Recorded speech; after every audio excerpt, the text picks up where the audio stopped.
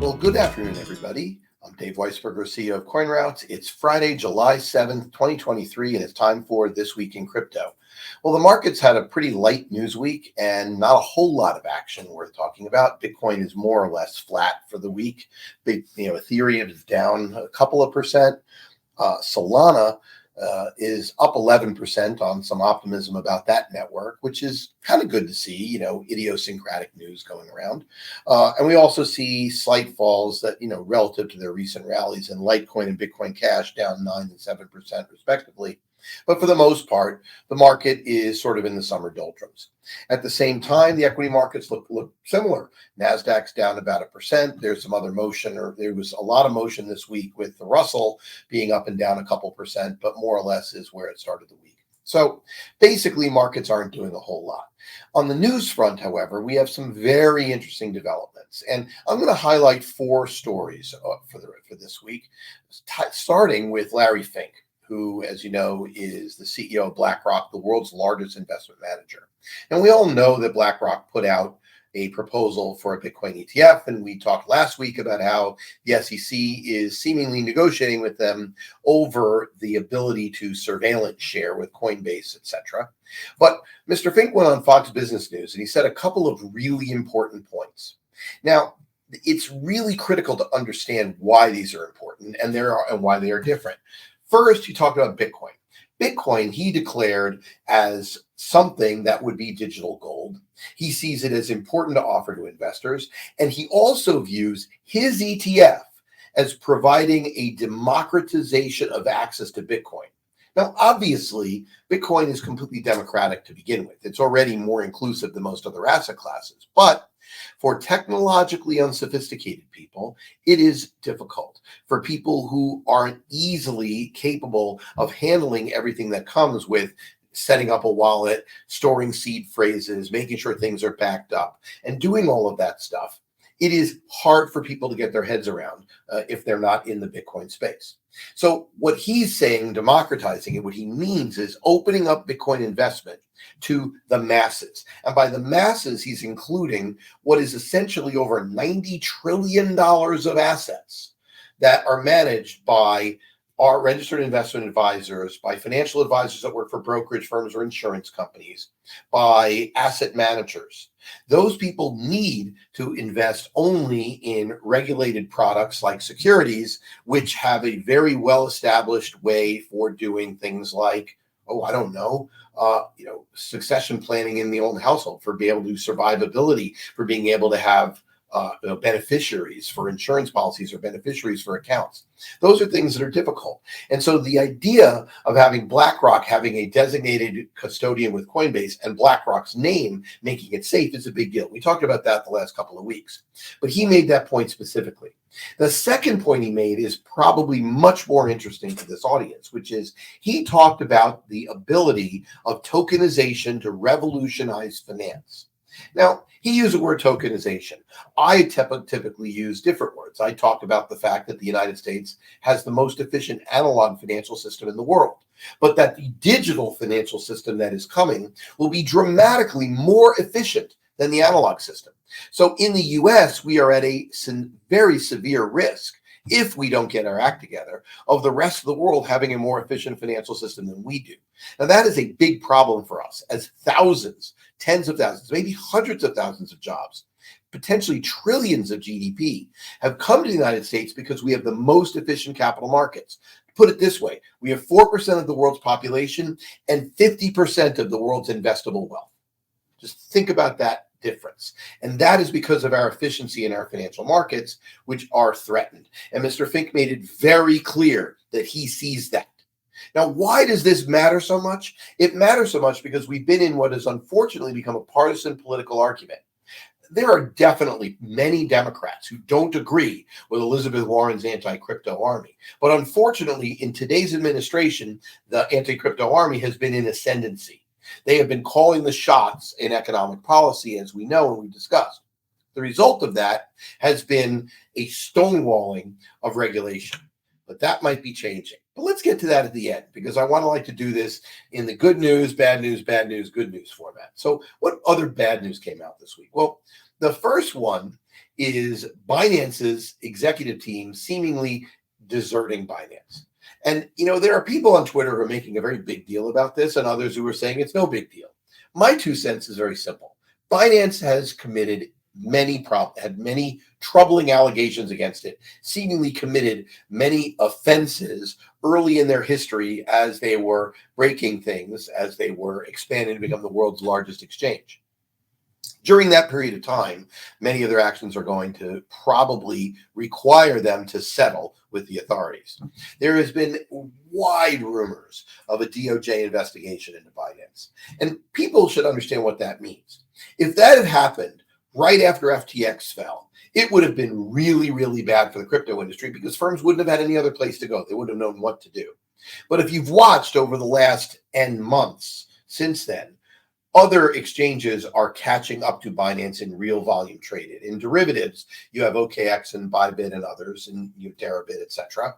In spot, there are many others that are catching up. And so the reality is, it's not nearly as stark a problem if Binance were to vaporize. But do we really expect Binance to vaporize? No.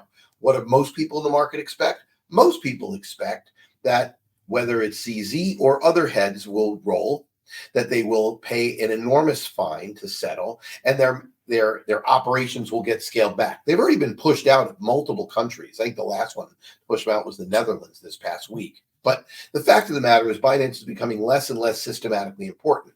It still matters. It would still be better for it to be resolved. But the reality is the market is no longer looking at this as a reason to panic sell Bitcoin or Ethereum. Maybe one day they did, but the reality is that's not the truth. Second story that was on the bad news story, although honestly it's more amusing news, is the suit from the Winklevoss twins from Gemini against Barry Dilbert and DCG. The allegations were set out, in a lawsuit, and then Cameron Winklevoss took to Twitter in a fairly lengthy Twitter thread explaining systematically how he believes that DCG committed fraud. Now, typically, fraud cases are brought by regulators, not as part of a lawsuit, but that's where we are in crypto. So this food fight that's going on, and DCG has since responded calling it utter nonsense, etc. Although their response lacked any particular substance to it, it was more name calling than anything else. Is very interesting about the way the crypto market is evolving, because today DCG potentially going under might even be good news for the cryptoverse. Let me explain. In the summer, when they were the dominant lender and they were clearly on the verge of collapse and clearly Genesis got downsized, there were major concerns. People were worried that, oh my God, maybe they'll liquidate their GBTC holdings, etc., which is a very substantial amount of Bitcoin. But those fears have receded. Now the sole question is, will Grayscale, which is the DCG subsidiary that owns all, GBTC, the Grayscale Trust that owns all that Bitcoin, will Grayscale get sold, or will it continue to operate? Will they be allowed to create an ETF out of the GBTC Trust? Those are the questions.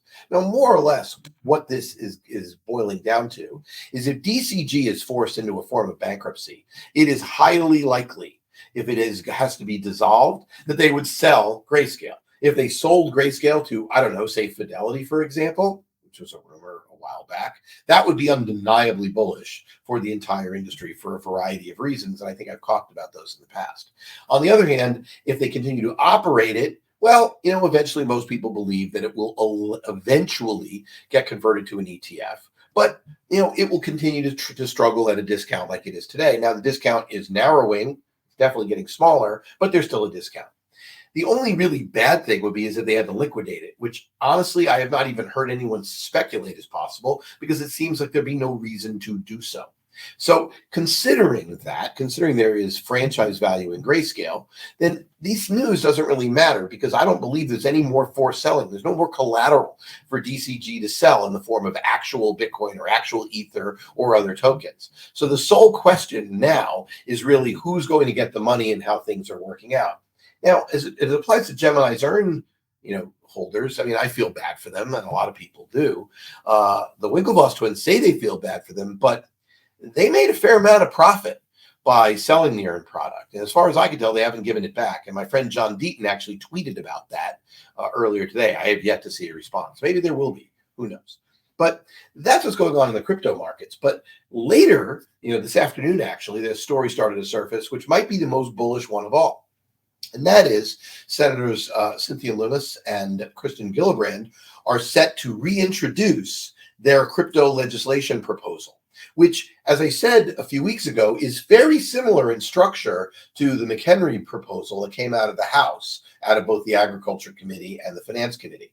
So if we have movement in the Senate to come up with intelligent, thoughtful regulation for crypto, and movement in the House, and we can actually get our legislators to do the right thing, we could be seeing a sea change. Now, keep in mind, this links all the way back to the Larry Fink story, because when you have people like Larry Fink, who is a major player in politics, we'll just leave it at that, running the world's largest asset manager. When you have Fidelity, the fourth largest asset manager in the world, also agreeing with them and pushing politicians, many of which, in fact, the anti-crypto army is in Fidelity's home state, interestingly enough. You get that kind of political pressure, it's going to force a few people to divert from the party line of being anti-crypto.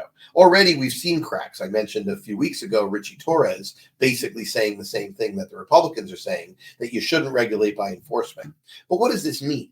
Well, it means that we've also saw last week the UK taking great strides toward crypto regulation. We've already talked about Europe, Japan, Switzerland, Singapore, Dubai, etc. But the United States, realizing and having the world's largest asset manager, I keep repeating this again, telling any politician who wants to listen to him that the future of finance is digital, and us abdicating the digital market to the rest of the world would be disastrous for our policy. It's going to make a difference. And if anyone who thinks that reintroduction of the Senate of the Lummis-Gillibrand bill is happening without any context from all of this, you're crazy. Of course there's that context, because politics works like that. The fact is, I think the anti-crypto forces overextended themselves by going after Coinbase. Whether or not that suit gets tossed by the district court, the circuit court, or the Supreme Court, I don't think there's much chance of Coinbase losing on most of the merits. Maybe they'll shrink the charges and there'll be some sort of settlement, but not as long as it stops them from doing their business. But in any event, that seemed to have overextended the narrative, and the blowback from that has been massive. We've seen it in multiple cases, and I've been talking about it for 3 weeks. But this week, we're now seeing the tide very strongly turning. So, as the summer begins, it's looking to be pretty good in the sense of we all, CoinRoutes being specifically at the leading of this charge, we all believe in intelligent, thoughtful regulation in crypto to protect investors, enforce fiduciary responsibilities, make sure marketing is reasonable, make sure disclosures are fair and accurate, and of course our personal favorite, best execution, so when you trade you don't do things to hurt your clients. All of that seems to be coming to a head. So with luck, we'll have some even more good news to talk about next week. But for now, enjoy the weekend and stay safe out there.